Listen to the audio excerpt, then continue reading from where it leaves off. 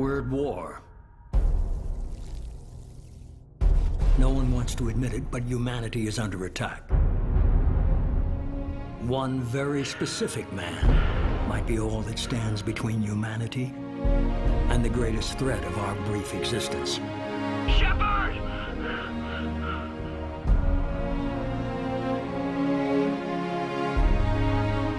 The Reapers are still out there. If we lose Shepard, humanity might well follow. I will show you true power.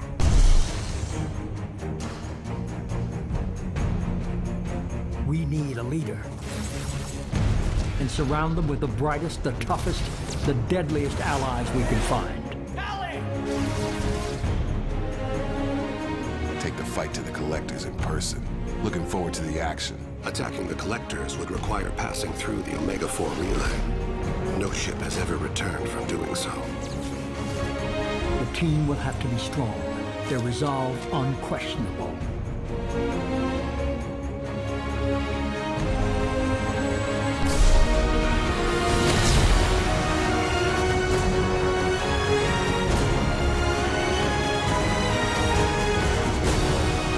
We have to give everything, even if that means our lives. We will stop at nothing. We will fight for the lost.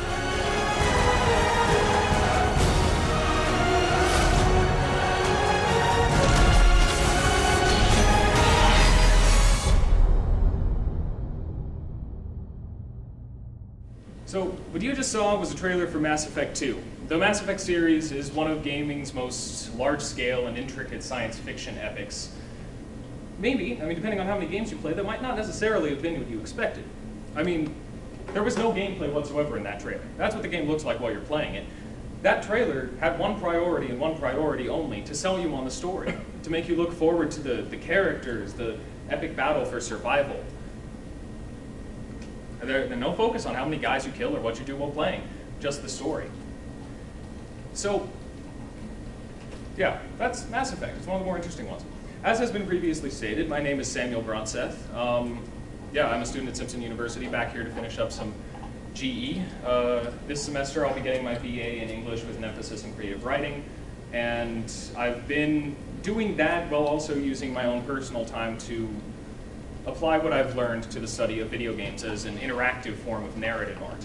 So the idea of this session here is simply to explore some of the potential and some of the values that video games have as a narrative medium, and then also talk a bit about the project that Void had mentioned, a video games as literature course that I had designed, and just kind of how this subject would look teaching it in an academic setting. So, without further ado, the fact is, video games have actually been telling stories for quite a while now, and the mood and tone of these stories may actually surprise you a bit. I mean, if you consider Halo, I mean, how many of you have heard of Halo?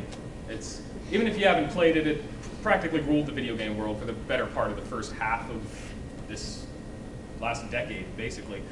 Yeah, it's a first-person shooter. You know, it's viewed from the first-person perspective. You see the gun there, and you're shooting waves of enemies. And the game, the series, is often kind of misaligned as some just kind of, you know, testosterone-fueled, worthless, but just, you know, awesome, go get 'em, shoot a bunch of guys thing.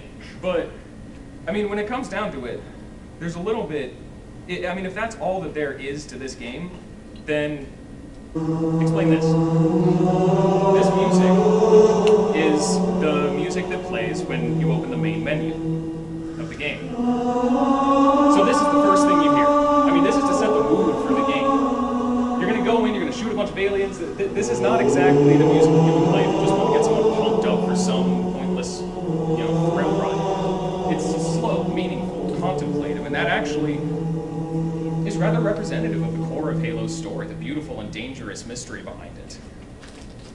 It's rather interesting. And I mean, if you listen to these strings here,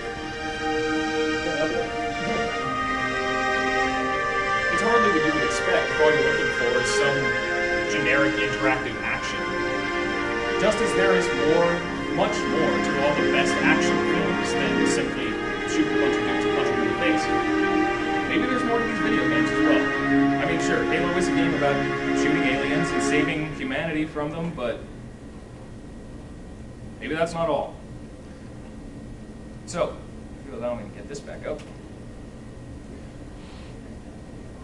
So, what's happened is there's kind of this mindset regarding video games that a lot of us have fallen into, and it's not quite accurate. I mean, you guys all remember Pac-Man, right? I mean, everyone has played Pac-Man. At least I really hope so. It's, you know, it was a fun game. It was classic. Now, the thing about Pac-Man, a popular view of video games now basically seems to view video games as though they haven't really changed. Like now, it's still just the same basic core concepts behind them. They're just more gory. Not quite how it is, though. I mean, really, when it comes down to it, that's a pretty big misunderstanding. In Pac-Man and most of the other arcade games of its time, you know, Space Invaders, Centipede, all these classics, the goal was essentially to survive as long as you can, get as many points as you can before you will inevitably be defeated. It was unavoidable. Eventually, you were going to run out of lives, you were going to fail too many times, and that was going to be it for you. The goal was to survive long enough to get more points than someone else. So it wasn't about an experience. It was about competition with other players. There was no beginning to end. There was no full experience of the game, simply competition depending on how far you could get. But now, video games are being made to be full experiences, you know, these timelines and all these things, to be had from beginning to end. It's a set of challenges, but a set of challenges contextualized by a story that you're supposed to go through from beginning to end. The greatest challenge is at the end of the story. It earns you the right to see the rest of the story. So really, by looking at video games now in the same way that we looked at them back in the days of Pac-Man and Galaga, we're pretty severely misunderstanding their purpose. They're no longer simply about overcoming a challenge for longer than someone else. These video games are meant to be full experiences, meant to be experienced from beginning to end as a single cohesive work of narrative art. Really, the easiest way to understand the base of how video games work as an interactive medium is that they're essentially interactive films. They have a lot of the same elements, the audios, the visuals, and they use them to tell their stories. But there's one other thing that video games have that no other medium has, or at least that no medium has been able to integrate all that smoothly and successfully. That's interactivity. The ability to choose things, to change things, to actually be part of it. I mean, I'm sure that you've all watched a film where you just want to go in and, you know, punch the antagonist in the face or something like that, or, you know, go in and comfort a character that you care about. This is essentially that concept. This is a story that you can actually take part in, that you can step into and be a part of. Now, it's also worth noting in this case, while we're comparing it to film, that film started incredibly simply. I mean, you know, the earliest examples of films were more technical demos, really. I mean, you know, people would go to the theater and pay to watch a horse run or a train come into the station or something. It was only until a little later in the development of the medium that people like George Méliès really figured out that you could tell stories and express unique visions with film. And video games very much started in the same way. But it's been 30, 40 years since then. Things have changed. Things have developed. As the technology has gotten better and people have gotten more used to the medium and figured out what they can do with it, it's evolved into a rather unique form of narrative art. So we've now touched a bit on what makes video games so unique in the world of storytelling. It's interactivity, the ability to take part in a story rather than simply watching the events unfold. So, I mean, really, when it comes down to it, setting aside all ideas of what video games are, what they've become, what we think they might be, I think we can all agree that's pretty important. I mean, interactive storytelling, entirely regardless of video games, that's a pretty big thing to be discovering in the world of art. But, I mean, you know, you might be asking, why games? Do these have to be involved with games? What is it with the connection between narrative and games that make it necessary to have games involved in this? Well, okay, you know what? It is actually possible for an interactive story to exist without a game. It's just a little different. I mean, certain genres of video games, there are actually a lot of games now that are widely being called art games that essentially just abandon all traditional game mechanics for the sake of just delivering a unique interactive experience. One example would be a game called The Majesty of Colors by Gregory Weir. This is a game simply in which, I'm sorry, I accidentally clicked the button on here instead of on there. Okay, this is a game in which all you do is you control the tentacles of some underwater beast who's essentially just discovering life and color for the first time. I mean, you know, people will come in and you have a choice to, to deal with it. Like, he's curious, so he wants to take the guy and look at him. So you take him underwater, do you just leave him be? What do you do? And all these choices affect what ending you get and how people react to you. And it tells kind of an interesting story, but not, it essentially takes out anything resembling a game just for the sake of interacting with the world around you and seeing how they react to your actions. It's interesting, but the problem with that is that principles like this and the principles that drive other art games can't really sustain a longer, more complex story. They simply can't. They make for some interesting little things, certainly some meaningful artworks, but if you want to tell a big, long, epic story, it's kind of difficult to do that. So, if we want to do some more complex stuff, we tend to go to a game, to combine games and narrative. So why is that? There is actually a reason why. Say, for instance, that I give you a ball. Just, in real life, not in a video game, but in real life. You could do anything with this ball, right, basically. Within the confines of our reality, you could bounce it up and down, you could throw it in the air, throw it to a friend over there, chuck it at people's faces when they're walking by, you could do whatever you like. When it comes to video games, though, it's slightly more limited. After all, if you want a ball in a video game, the programmer has to put it in the game. The designer has to decide how they want you to use it. And then the programmer needs to program in all that other stuff. They need to decide how the ball will bounce. They need to decide if you're going to have a friend there to throw it at, or if there will be random passers-by to throw the ball at. There are a lot of different things that they would need to do. Let's not even consider the possibility of just setting it down and going to a movie or something. In a creation like this, as with anything else, there have to be limits. You cannot create an infinite and completely free environment to experience this story in this world. So, how could you do that in such a way that doesn't feel just stinted and unnatural? You make a game. If the game is about throwing the ball to your friends, then awesome. You're not going to complain about, oh, well, why can't I kick the ball? Well, why can't I go play Frisbee? The game is about kicking the ball. So whatever story you have, I don't know what story you could really have around kicking the ball, but that would be the thing that you focus on. And so that way, there needs to be some sort of structure as to how you interact with the story and how you interact with the world. And the structure of a game is simply the easiest and most engaging way to structure that interaction. When it comes down to it, there's a reason that when you're playing Legend of Zelda, Link can't just blow off Ganondorf and go relax on the shores of Lake Hylia. It just, they're not going to program in a game mode where you sit in a beach house sipping cocktails. Because the story and everything is about Link trying to save Princess Zelda from the evil people that took her, which happens in pretty much every game. It's a classic series, been running for a long time. And see, this is the thing. With a game, you can structure that interaction in such a way that feels natural and makes it engaging without seeming limiting. But then another question comes up. And see, I've actually heard this one a lot, mostly from my mom, who's back there. All of these games tend to be violent. A lot of you guys have noticed this, I'm sure. Now, the question kept coming up. Why are all these games violent? Why are all the stories about trying to survive or trying to kill this guy or whatever, why can't they be dramas or romances or something like that? Well, it's possible to do that, but it's a little more difficult. And see, here's the deal. This is a valid question. The violent nature of a story, as I said before, the best action movies have more to it than just the action, and a lot of them end up being very meaningful works of art and narrative. But it still seems like video games are a little monolithic. So it really is a valid question. But really, even some of the most non-violent games we can think of. You think non-violence, one of the first things a lot of us will think of is Mario. And think about it, though. That's the first Goomba in the entire game. You hit that thing, you're going to die. It is still a struggle between life and death. Also, if you hit that thing, you kind of suck. Seriously, it's the first thing. But, whatever, practice makes perfect. So, point being, even Mario, this is a struggle between life and death. Why does it seem like everything that we do in video games centers around that? Now, I said a minute ago that the most sensible way to interact with the story is to structure it with a game. But there is one key difference between a game and a narrative in terms of their structure. A narrative has a structure, but the audience can't know it. Now, I mean, if the audience knows the structure of the narrative, then they already know, no surprises. They're supposed to not know the story until they experience it in the context of the work.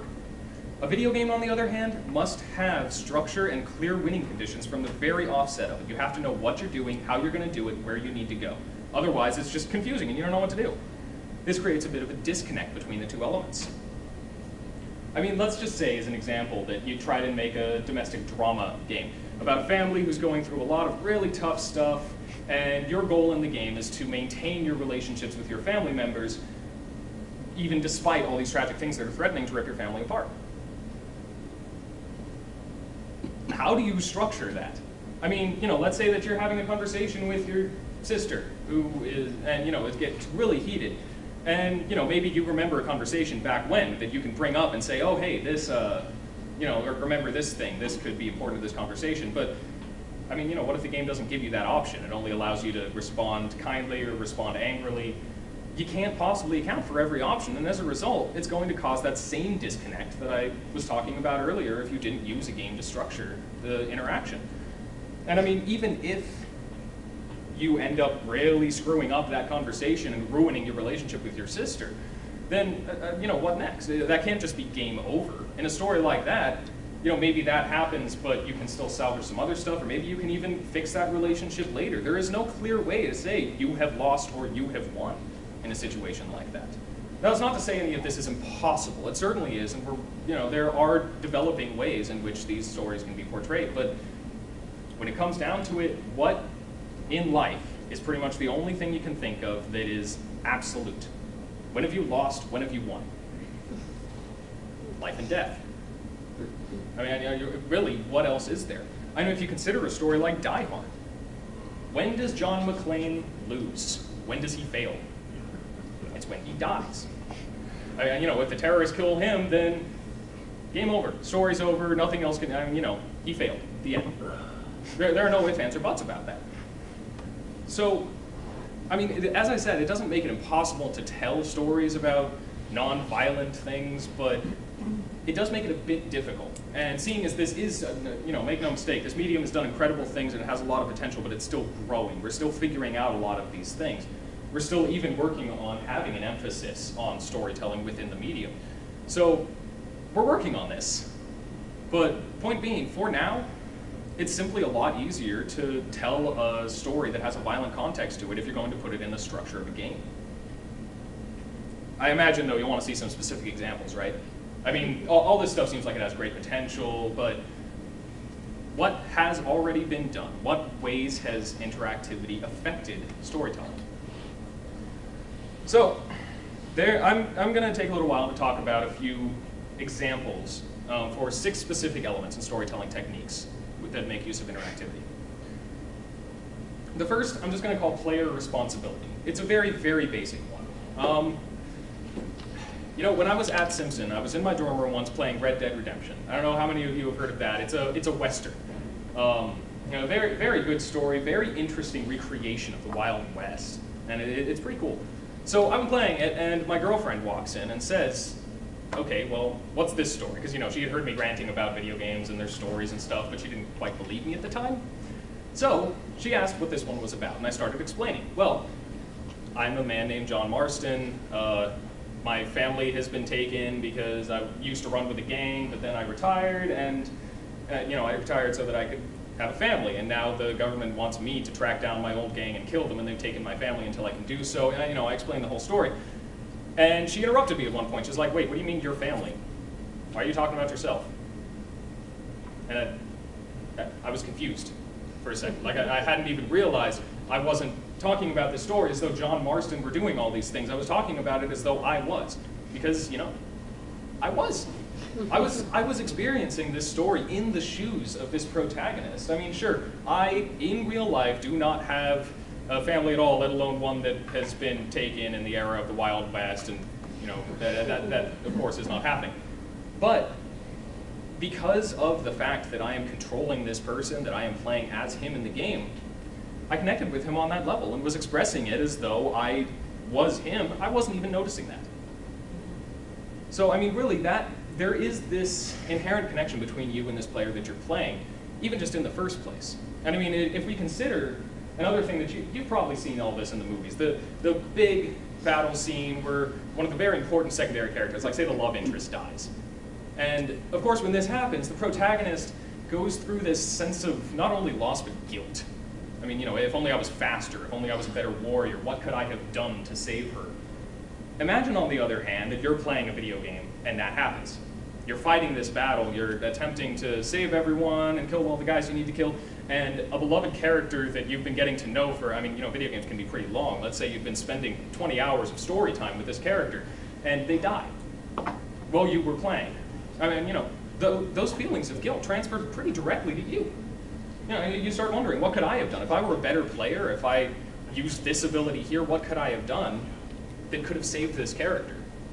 And maybe you even reload your last save and go back and try and see, could I save her if I did something differently? This idea of the responsibilities of the protagonist and the feelings of the protagonist being transferred to the player is very much at the base of interactivity. And when used correctly, it can be very meaningful. So the second interactive storytelling technique is also a pretty basic one, but a more active one. It's simply player choice. In a lot of these games, they make it so that you can make choices that will affect the way the story turns out. It can affect your relationships with other characters. It can affect even up to the ending of the games in insane ways. As an example as to how this can inspire introspection, Mass Effect 2, the game that you saw the trailer for earlier. There's a lot of backstory here that I'm just going to skip over because there's way too much of it. But there's a point in the second game where you come across a sentient race of artificially intelligent creatures. Or, well, not creatures might not be the word, I guess, but artificial intelligence people. So, in the first game, you were fighting against them. They were these artificial intelligence robots were the main antagonists of the first game. In the second game, though, you find out that there was some sort of logic split. That in fact, the ones that were attacking you were only half of these. They're called Geth. And the other half is still, they agree with what you're trying to accomplish, and they actually want to help you. So there comes a choice soon afterwards where you have the opportunity to put a virus into the other half, the bad half, if we can call it such in binary terms. This virus will either destroy them, meaning that you're severely weakening the Geth and just getting rid of all the ones that want to kill you, or you can rewrite them. You can force their logic to be the exact same as the ones that agree with you. And I know I'm not the only gamer that just set down my controller and thought about this choice for quite a while. I mean, this is bringing up some pretty intense questions of free will. They may be artificially intelligent, but it's, the point is made pretty clearly at this point that they are life. They are intelligent. They're sentient. So, one of your squad members even is very quick to point out, I'd rather just die than have someone, rewrite me, than have someone brainwash me, basically. It starts bringing up questions of free will, of the importance of free will in relativity to life. I mean, how? All these questions. And the cool thing about it is, you can't just think about it. You need to make the decision. You have to. If you don't make that decision, you're not going any further in the game. So these games have, with this choice, they have this power to force you not only to think about these pretty deep questions if they tell their stories right, but also to actually make you make a decision on them. You have to reach some sort of decision and decide what you would do in that situation. And it will affect the story in different ways depending on which one you choose. In the Mass Effect series specifically, it actually saves all of your choices between each game. So by the time you get to the third game in the series, there are things happening wildly differently for you than someone who made different choices along the way. So these can really inspire introspection. Another example would be from a game called Heavy Rain, which we're going to see some play from in a little while. This is a game that's actually far more dramatic than a lot of others. One of the main characters you play as is named Ethan Mars. His 10-year-old son has been taken by a serial killer known as the Origami Killer. He theoretically has about 3 days to live. Ethan has been issued a series of challenges, and each one he completes gives him a clue that gets him closer to his son. One of the challenges is to kill someone. I mean, there's a bit of you don't necessarily want to do that immediately, but you're thinking, okay, well, I've gotten this far, and I want to save my son, so I guess I'll go do it. When you first get there, the guy is kind of a scumbag. You know, Ethan is very insistent, but he's not. I mean, you know, he doesn't immediately shove a gun in the guy's face or anything. He just tries to get in, and the guy offers him drugs and stuff. You're all like, oh, okay, well, this guy's. Maybe I could do with killing him. You know, it's not like he's a paragon of society or anything.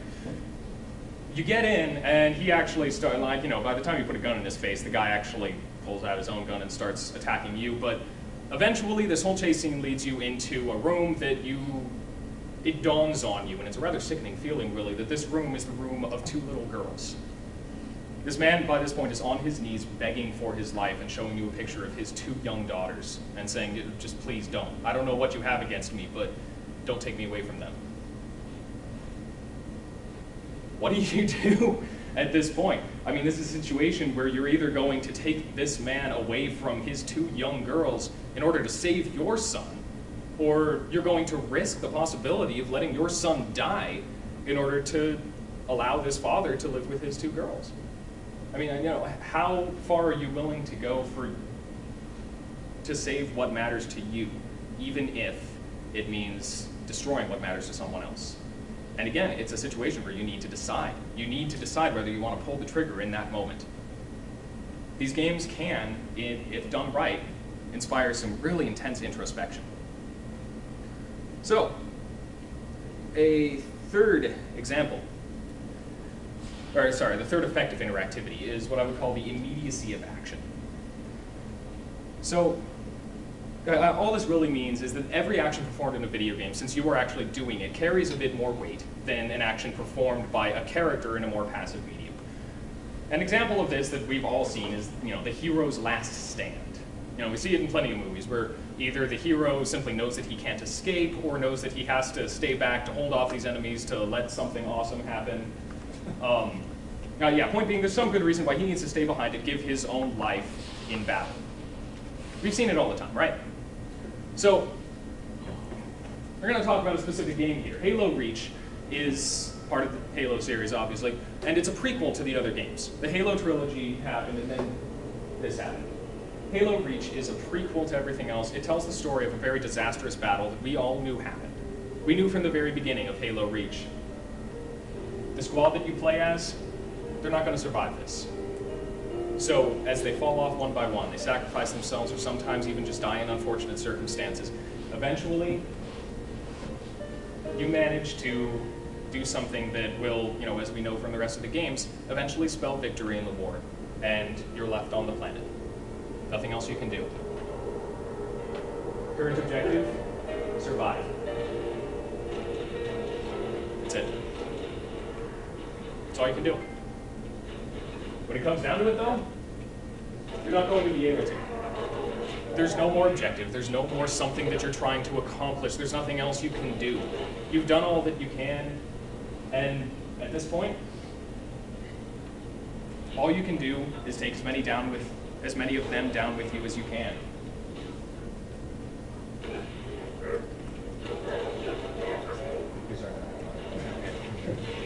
See that crack in the screen? That never happens in a game, ever. Not until this point. This is unquestionably the end. And eventually, you lose all of your health, you go down. Again, we've seen this before. We've seen it so many times. But when you're actually playing it, when you're actually in the shoes of this character that you've played through for a 10-hour or so journey, it means a lot more.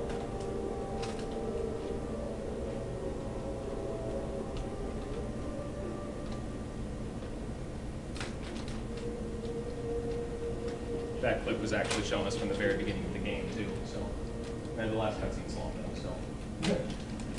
Anyway, point simply being, it really is one of those things where you've seen it in other situations, and I know you were just watching it now instead of playing it, but actually being in the shoes of that character, actually doing it, just gives it so much more weight. There's something about it. It's really hard to explain, actually, this one. You feel a lot closer to the action, and everything that you're doing is just so much more intense. Another example actually brings us back to Heavy Rain, and this one we can show you. So, yep. This is a different challenge, one of the same ones that he's issued by the serial killer, and this happens. that as much?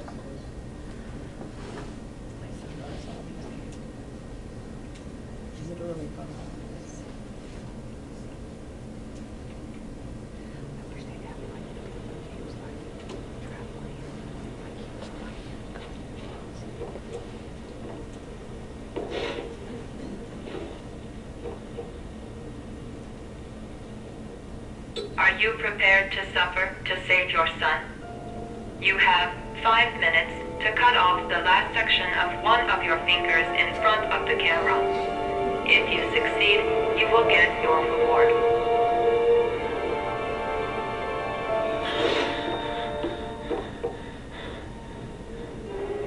Now, personally, when I first played this scene, my first reaction was, well, of course. I mean, after all, I'm not that. If I was cutting off one of my own fingers, maybe it'd be a more difficult decision, but this character should, and I'm not going to feel pain from it, right? Of course I will. But you start seeing this happen. Well, all those little prompts that you see there, those are motions that he needs to do in order to pick things up.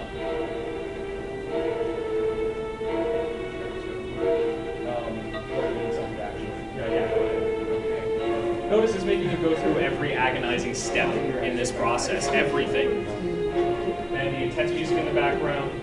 When it comes down to it, you need to decide what you're doing here. There are also painkillers in the thing in there. There are things that you can do. Point being, you need to do all of this. And as easy a decision as it seems to be to make, it would of course be a hard thing to do. And as hard as it would be to watch someone do in a film or something, 4 minutes and 30 seconds left. it becomes even more difficult when you do it yourself. Now notice here, the prompts that are showing him what he needs to do are shaking, quivering. The detail of the animations and such, of course, makes it that more real.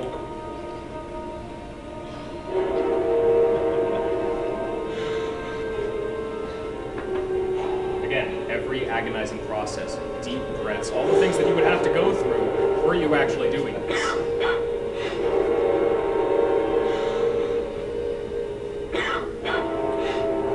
And of course, him failing and breathing. Never knew it was so hard. Try it. Yeah. So you can decide how determined you are. You have 4 minutes Still left. shaking. Point simply being, this is an extremely agonizing process with all these details. Now, of course, this is different. I mean, I'm sure that some of you wouldn't necessarily enjoy a story like this. The point of this isn't to say that, video games are really difficult to do and really awful or something, but rather to show the detail, the things that you yourself need to do in these games makes it so much more difficult than if you were simply watching. Yeah.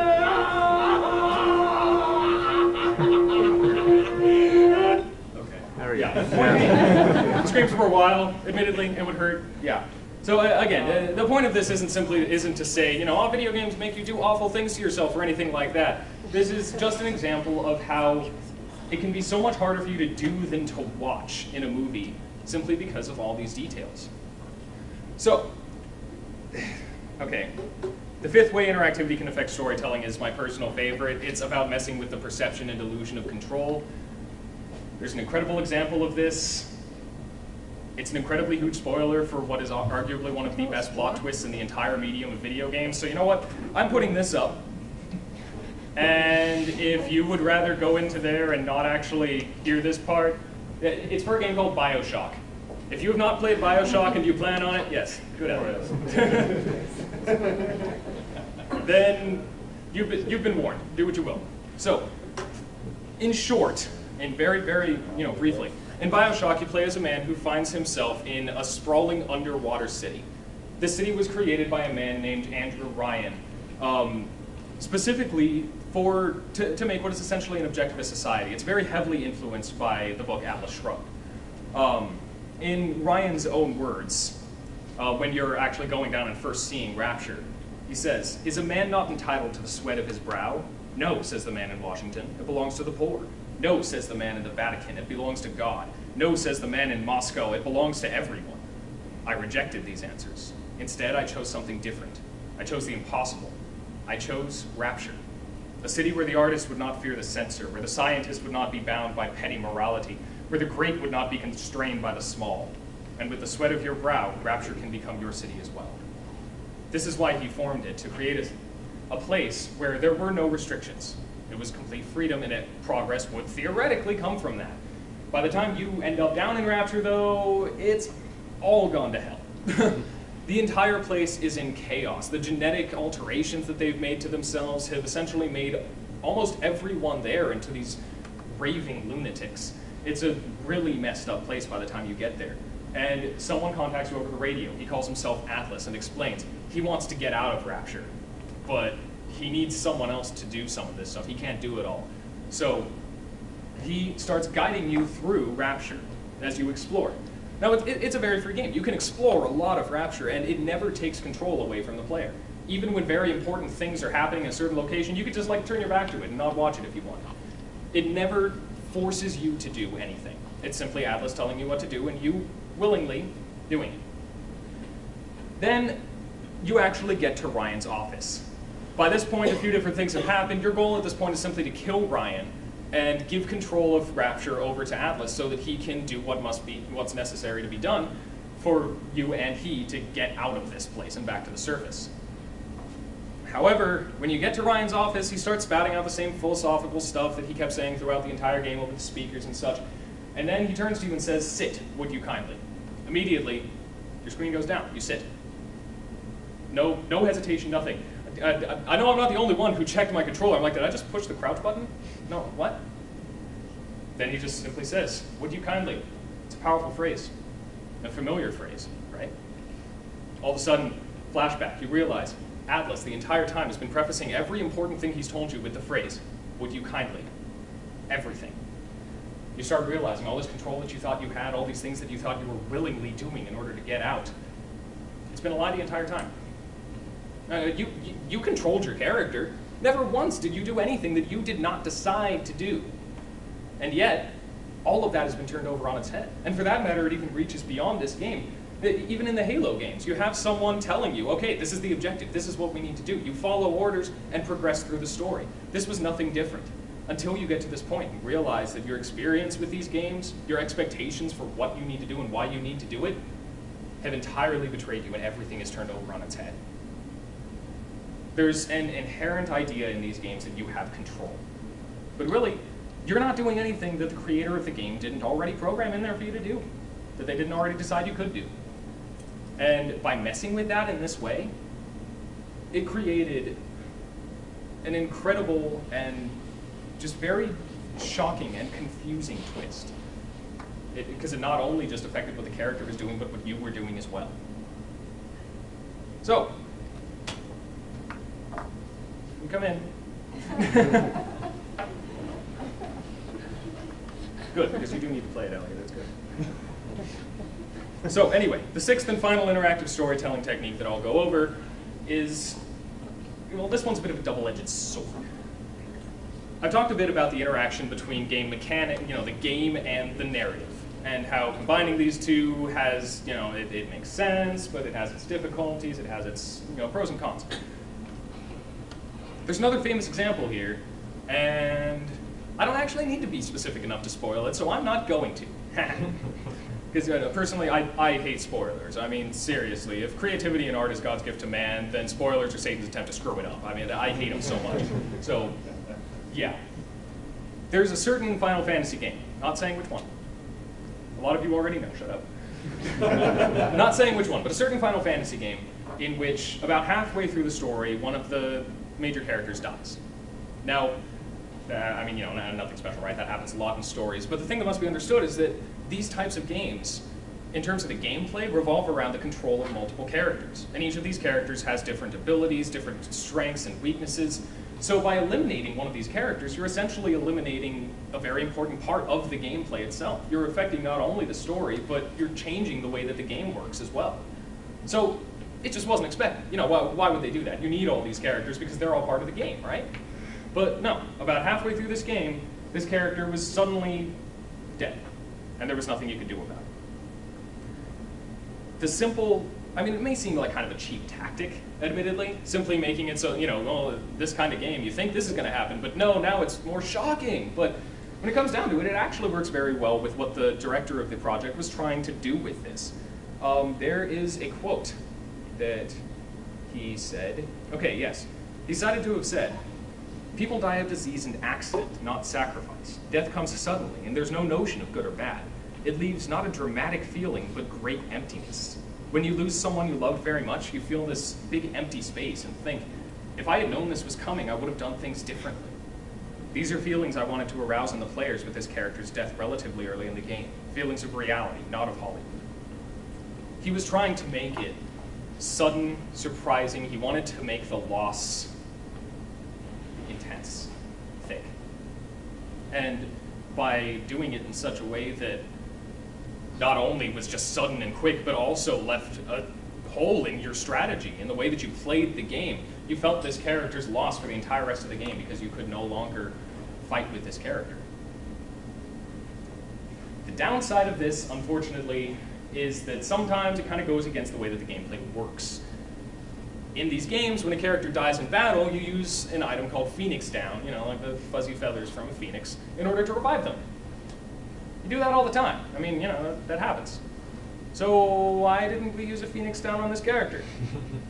I mean, you know, it created this inconsistency and kind of drove a wedge between the gameplay and the narrative. It almost made it feel like the game you were playing was taking place in a separate reality than the story you were experiencing. And that's kind of unfortunate. As I said, inconsistency with mechanics is kind of a double-edged sword. It can produce surprise, but it can also kind of make a disconnect between the two elements of the game. But if done correctly, this can actually be rather effective. So, you should have a bit of an idea now as to what interactivity can bring to storytelling, what it can do. So, I think that really when it comes down to it, these things, the things that you can do when you bring interactivity into a story, are more than worth studying in an academic setting. I mean, not only would it be beneficial to academics itself, I mean, you know, we've talked a bit about the benefits that we would gain from understanding these games, but it would also benefit the world of video games itself. I mean, if you consider how much the world of film started to, and you know, a lot of the visionaries that we have in that medium came from film schools. Once we started actually studying it and making it a part of our education, people started learning and figuring out how to do new things with it. That would incredibly benefit the video game industry and make it focus a bit more on how we can use it to tell good stories and make incredible interactive artworks. So I say it's time we start acknowledging and studying that. Now, as for exactly how, as I said, the final project at my senior project at Simpson University was to develop a video games as literature college course. There's only so much more time I've got because I want to leave time for questions as well, but I'll go over some of the basics of, you know, some of the ideas I had for how this course would look. So the goals and the rationale of this course. One of the main goals for me is to educate students on the value of the medium of video games. I mean, I once was talking to some, I believe it was in college, it might have been in high school. I was talking to him about video games and he mentioned Red Dead Redemption, which I was talking about earlier. And he was talking about how much he loved it and how great the game was, and then I started talking a bit about the story and how good the story was, how really surprising and quality the ending was, and all this stuff. Because the ending of that game it brought a lot of tears out of a lot of gamers. And he said afterwards, he's like, I hadn't really thought of that. I hadn't really thought of video games as telling stories until you started talking about it. How incredibly tragic is it that we can have this medium that brings so much to the world of storytelling and have people be experiencing these works and not even realizing that they're experiencing a work of art? How can we have them go through these things and not even know that they could be thinking about these things, that they could be looking at these stories and learning things from them, studying them? They exist, but so many people just don't even know it, and as a result, they don't gain anything from it. I think that's tragic. So I really do hope to encourage students to understand the value of this medium instead of considering it a waste of time and playing even the best ones as a waste of time. Another goal would be to introduce students to a greater variety of games. I mean, I'm sure that we all agree that we want students reading, correct? But that doesn't mean that we would give them a copy of Twilight and then just leave them alone there and, you know, they're reading, whatever, that's good, right? We would not do that, ever. I really hope not, at least. They need to, I mean, you know, they're not going to understand the value of reading, the value of literature, if they're only reading one example of it. I mean, especially Twilight, but even if it was a great one. They need to, and yet so many students think that they understand video games because they get on Call of Duty and play multiplayer with their friends every night. There's so much more out there than what a lot of people even realize.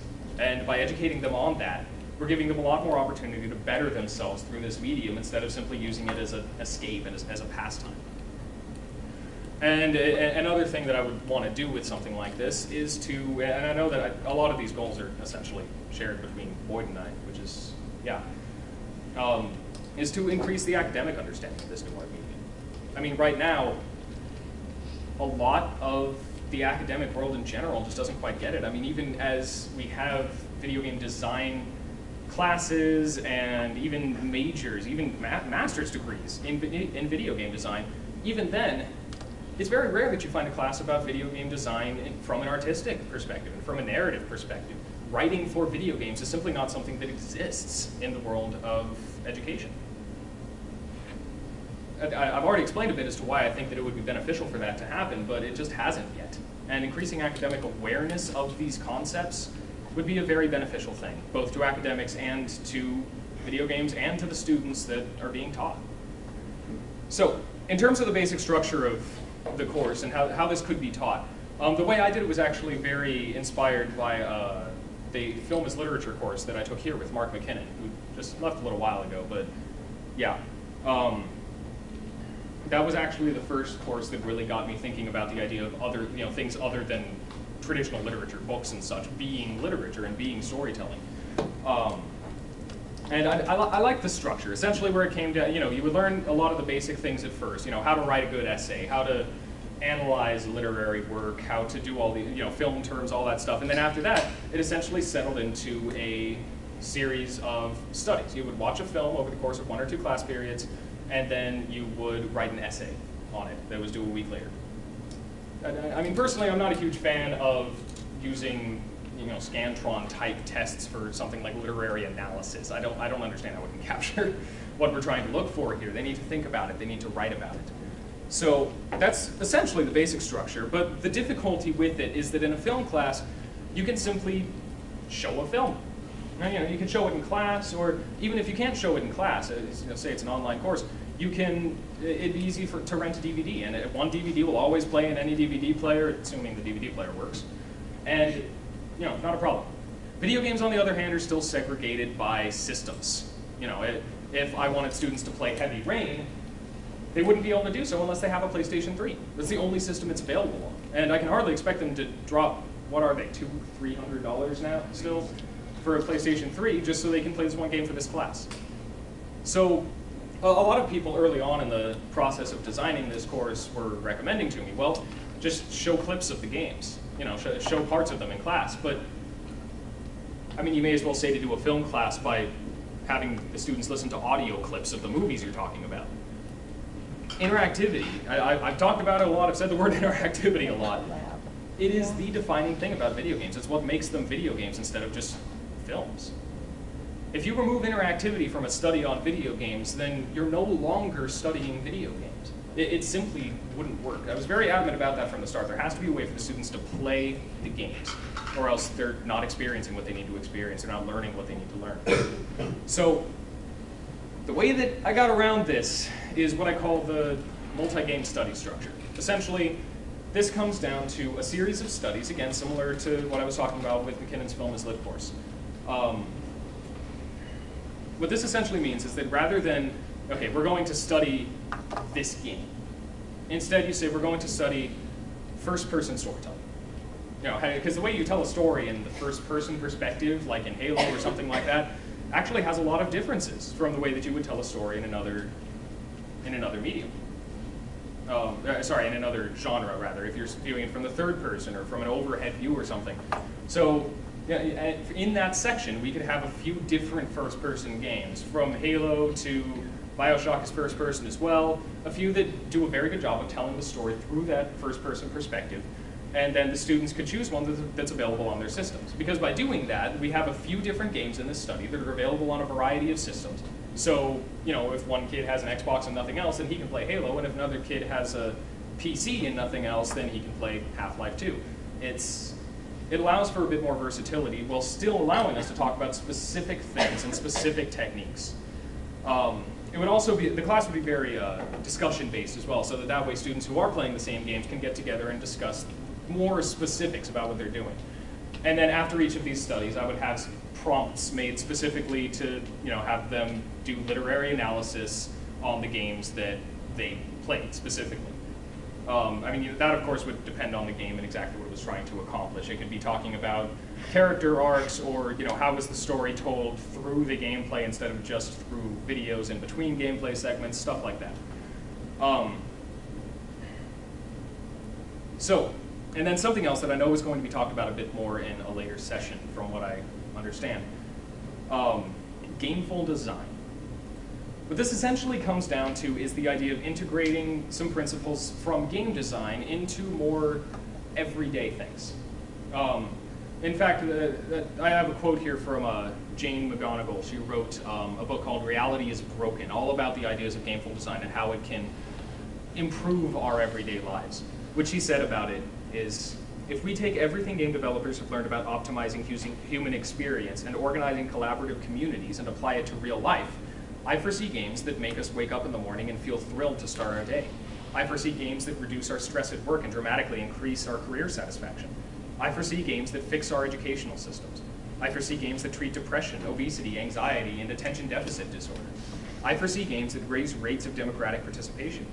I foresee games that tackle global scale problems like climate change and poverty. In short, I foresee games that augment our most essential human capabilities to be happy, resilient, creative, and empower us to change the world in meaningful ways.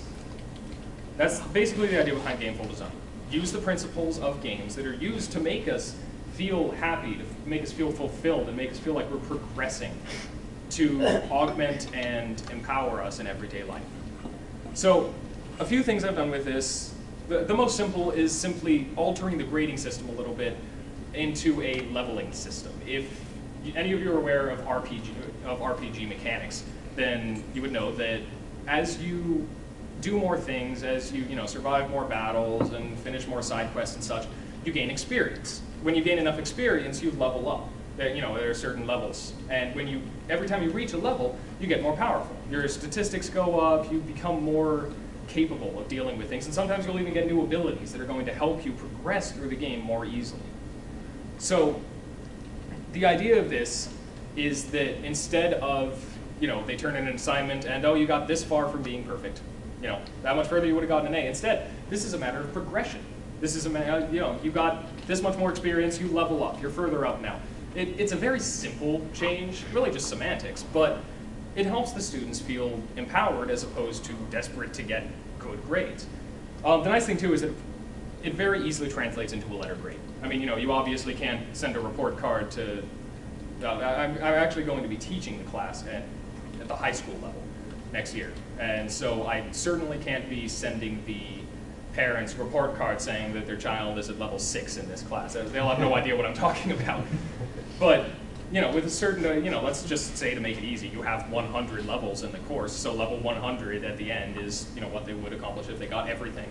Then, that's 100. It's very easy to divide into a percentile. If they got up to level 86, then that's 86%. And it's very easy to translate. So the thing about this too is that it would use perhaps new abilities at different levels. The difficult thing about games is that they don't give you, they don't say, congratulations, you defeated this really difficult enemy. We're going to mail you a cupcake or something. Seems like a weird thing to mail. It was the first thing that popped into my head. Point being, they don't do that. They give you something that helps you progress in the game further. They do something that actually aids you in the gameplay itself. It's kind of tough to do in a class like this because we don't want to say, oh, okay, yeah, you leveled up so you can skimp out on work. We don't want to do that. But what we can do is do things that can help them, if they want to, take advantage of ways that they can improve their performance and grade. For instance, one of the, when they level up to a certain level, I have the students earn an ability called checkup, which essentially allows them to turn in a rough draft of their essay early in order, and just have me look it over, give it back to them, and then they can make some changes. And basically just allows them to have a rough draft that they can edit based on my feedback and then turn in, which, for obvious reasons, is certainly capable of raising their grade higher if they take the initiative to do that. Another thing that I kind of liked, and see, I still don't know exactly who did it. My sister took a class here a while ago wherein the professor used late work vouchers. So instead of just saying, I don't take late work, or you get 10% less on them, she gave them all vouchers that would allow them to turn in work late if they still had these vouchers to turn in, obviously, and then they got extra credit at the end of the semester if they still had them. So I really like that idea personally, and the cool thing about it too is that it's very easily integratable into a gameful design system. For instance, at another level, when they level up to a certain level, they can get one more excuse voucher that will either excuse an absence or let them turn in late work or something like that. And perhaps also for an achievement, which I'll explain in a minute, they can get another late work voucher. The idea of this is simply to make them feel like they have control over their own grades. Now, of course, they already do. It's their performance that decides what grade they earn. But sometimes, as a student, still being one, I'll admit, it's kind of tough to feel that. To feel like that sometimes. You feel like you're just trying to get by and trying desperately to get as good a grade as you can in your situation. But with something like this, it gives them a sense of agency over their own performance. It makes them feel as though they have control over it. So the last thing that's a little more simple is the idea of achievements. Achievements in video games are things that you earn for doing kind of extracurricular stuff. Maybe it doesn't actually aid you in the game. It's just some random extra thing that you went and did, but you get an achievement for it. And then, it aids your overall score between all the games or whatever. Different things do it differently. But the point is, they're kind of nice to get. And you get these little rewards for them. They're cool. So things like, for instance, perfect attendance. If the student is there for every class session out of the entire semester or year, then they get this achievement, maybe extra credit or another excuse voucher or something like that. One that I want to do is, I was trying to think of a way to inspire the students to work together. So the people that are doing great and know their stuff in this class can come together and help the people that are maybe struggling and falling behind a little bit. So one of the achievements that I'm thinking of for this, and this is still, I'll look forward to seeing how this goes, is that if the average score for one of the essays, like between everyone, is above 85%, everyone gets extra credit. The idea of this being that everyone will benefit if everyone helps each other. They're obviously not going to get an average that high if the people that are falling behind just end up, kind of flailing around in the water back there, trying desperately to tread water but just can't do it. They're not going to get something that high, and then none of them are going to get that extra credit. So it's for the good of everyone that they end up helping out the ones that maybe aren't doing as well. That would be the idea behind that. And as I said, we'll see how that goes. But anyway, when it comes down to it, what all this means is simply that video games mean a lot more and can be a lot more than we have given them credit for. That video games right now are the home to an incredibly important advancement in the world of art and in the world of storytelling. The idea of interactive storytelling that you can use, that you can actually make someone be a part of a story, and in doing so, increase the way that the story makes them feel, that it makes them think. That's incredibly important and incredibly exciting. So all I'm hoping to do with things like this is to inspire us all to consider the importance of video games, consider what they are and what they mean to those around us and to our culture and society as a whole, and consider what we as people in the academic community can do to help that, to help the video games themselves, to help us, and to help all of the students that pass through these institutions. I think that we can do a lot to take advantage of this medium and do a lot of great things through it. So that's what I'm hoping to do. So at this point, I'll simply open stuff for questions. We have 20 minutes left. All right, first,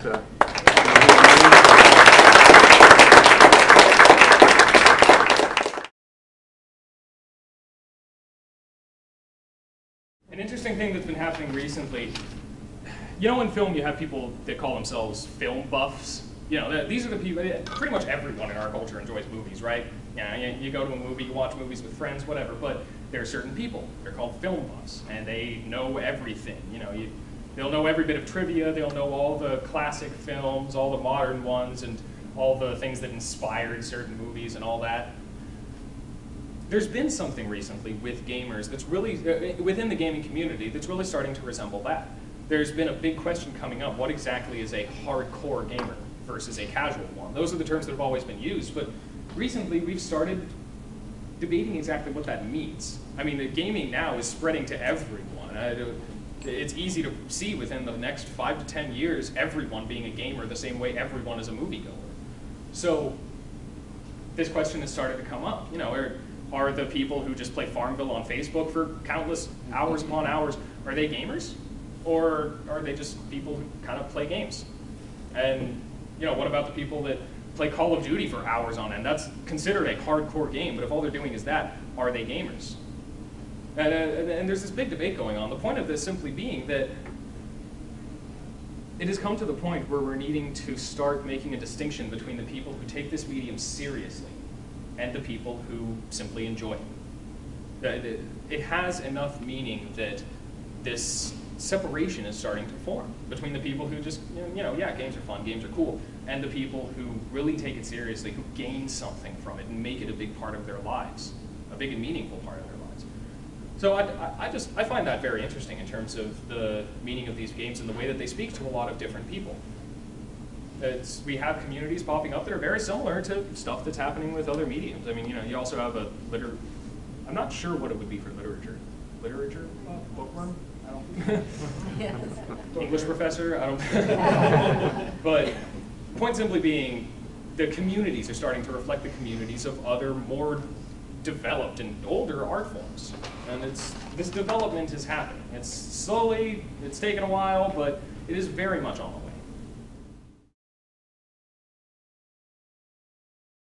Mostly in terms of skills that the students would gain from this class that would aid them in others, it would be a matter of literary analysis. I mean, it's essentially the same type of concept as being able to critically analyze a work of literature or a work of film, you know, being able to recognize the characters and understand character arcs and do, you know, some pretty deep analyses into them, see the way that they change over the course of the story and all these things. Of course, the things that they learn about interactivity and the specific features of video games wouldn't necessarily translate as easily over to more linear media, but it's based upon the same concepts of literary analysis and all of that stuff, just with this medium, so with a bit of emphasis on the way that interactivity can affect all these things. Well, it's critical thinking, it's developing critical thinking. Yes, exactly. In the same way that, you know, thinking about a book or a movie would do.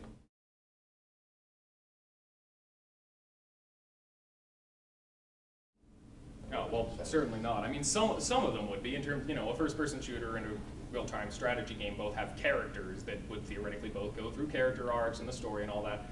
That essential analysis would, you know, be similar in nature. But, you know, I think one of the best examples actually would be RPGs, in that role-playing games developed in Japan, in the East, and in the West in very different ways, like almost entirely separate from each other. And as a result, the Japanese RPG is an entirely different game than the average Western RPG. They're two very different genres. So when studying them, yeah, you wouldn't just study RPGs and talk about the story and the characters, you know, just about that.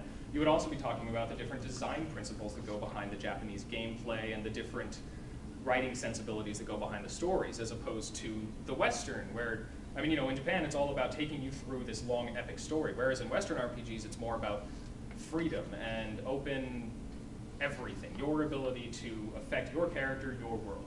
So they're very different, and we'd be talking about the differences there. And, you know, same with first person, as I said, first person games have very different techniques for storytelling and all that stuff. So there would be differences in each of the genres, different things that would be studied.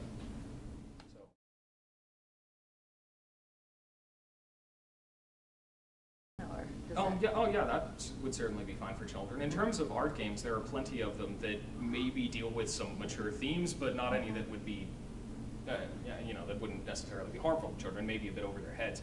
The difficult thing about this is just that most of the games that are really trying to tell a good story are trying to do so for an older audience. Mm-hmm. And so as a result, when I started adapting this course that I had developed for high school, I found difficulty because in high school you can't use the M-rated games.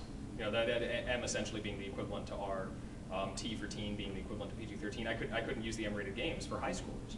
And that became kind of difficult because a lot of the best ones thus far are like that. Because of the way that I was talking about, violence is just kind of something that makes it easier to tell a story in these games. So in terms of really good stories, they certainly do exist. That would be, what age are you talking about? Like up to about 12, 13, something like that. Okay. Yeah, there certainly would be some that that would be appropriate for them. It's just at the moment they're unfortunately rare. Usually games for kids are more about just having fun than about telling a story. It's something that has started to change a bit, but is still kind of the precedent that's set right now, unfortunately. I mean, there have been some good ideas. Kingdom Hearts is one as well. Yeah, that actually... That's Disney supported. So. Yeah, it's a kind of a crossover thing between the Final Fantasy games and Disney, which... I mean, honestly, if someone pitched that at a business meeting, I would have fired them. But the game actually turned out incredibly well. Like, it's a very good game. I just have, some genius made that work out. So, yeah, they certainly do exist. They just generally don't have as much of a focus on story, unfortunately. But yeah, there are certainly some of those. The old Humongous Entertainment games that were mentioned, like Freddy Fish and Spy Fox and stuff like that, those were good. So yeah. Give me a little more time, I'm sure I could work up a bit of a better list. Thank you.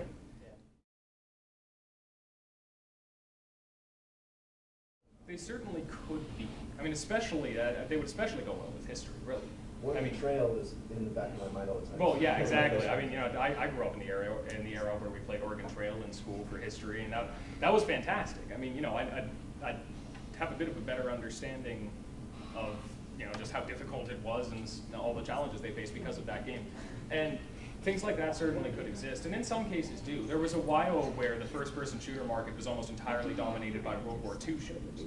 Unfortunately, most of them used the war more as a set piece than an actual, story filling it all out or whatever. But there are certainly games that take place in historical contexts. That's actually a revolution that started a bit more recently, is getting back to the idea of games as a way to teach history. I mean, there are some games right now that are also a bit of kind of historical fiction. The Assassin's Creed series, for instance, actually remakes entire, the first one took place in the Middle East in, tons of centuries ago, like 15th century maybe? Yeah, something like that. And so, it had Damascus and Jerusalem at the time entirely redone. The second one took place in Renaissance Italy, and it had all the, an accurate representation of Florence and Venice and a few others. But the stories are more fantastical and fictional.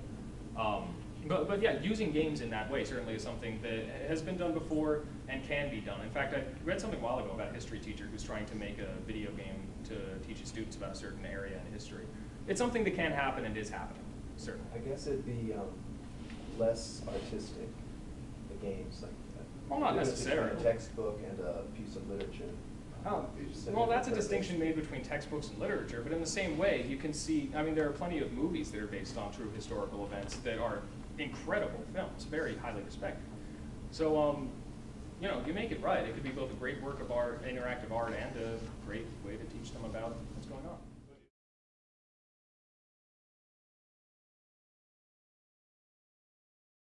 Really, when it comes down to it, most, in terms of just your typical action game or shooter or something like that, most games tend to take about 10 hours to get through. Certain other games, RPGs like the Final Fantasy series, tend to take a lot longer. They have much longer developed stories. I think my average time for a Final Fantasy game is about 50 hours. Just this big, huge, long, epic tale that it's weaving. In a class like this, one thing that I think has to be considered is that theoretically, if someone's taking this class, they enjoy video games already and are playing them. So, it's not so much asking them to add more time to what they're doing, but if you design the class correctly, especially with the shorter games, then it simply comes down to, you know, the time that you spend playing video games normally will be spent playing this game, and you have to think about it and consider it and write this paper on it afterwards. In terms of the longer games, that's been something I was dealing with. When I designed it originally for 1 semester, I had, you know, most of the games were short, and it required that they finish these games, but when it came to the RPGs and such that were a lot longer, those were the only ones that I said, you know, just get to a certain point in them, and we'll talk about the differences between the two instead of focusing on the story as a whole. And then there was actually an achievement for finishing one of them. You know, if they went to the time to complete one of them, they'd get an achievement and gain something extra for it. Now that I'm trying to adapt it for high school, there might be long enough that I have yet to get the schedule that I'll be teaching through, and that it's possible that there might actually be time to just make those studies a bit longer so that they can actually have time to finish those games. Not entirely sure, but yes, you're right, that is a logistical problem. Mostly it just comes down to choosing shorter games. You know, keeping within that average 10-hour range, and then it'll be pretty easy. For that matter, you know, if you study a 10-hour game over 2 weeks, then that falls pretty easily within the amount of work expected from a class. So, yeah, it just comes down to choosing shorter games and then seeing what you can do when it comes to the long ones. We'll see how all that turns out.